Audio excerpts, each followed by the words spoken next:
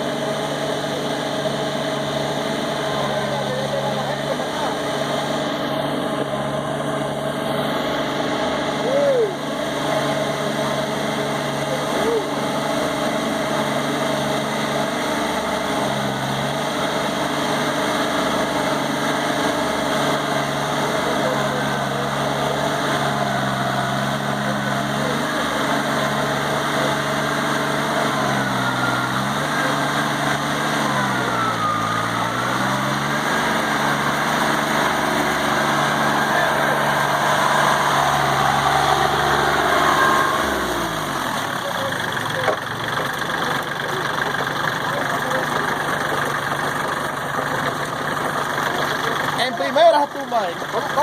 ¿Cómo lo encuentras? Yo le puse la segunda ahí, oye, para ver si segunda me la jala bien.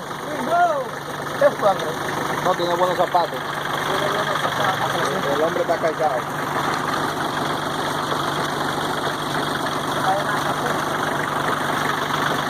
Porque tiene los mismos frenos de un poquito. Como 19-20. Chepe, súbete. En primera. Primera, ¿qué te está tomando? Claro. Ese camino tú vas en primera y tú viste que el camino más rápido ahorita. Yo lo puse en la segunda. Arriba. No, la multiplicadora que tiene 3. Yo pensaba que era 2 que tenía. La atrás la lenta. Eso. Y cuchilla tiene 1. Del lado atrás. Es de la cuchilla. Esto. Eso no es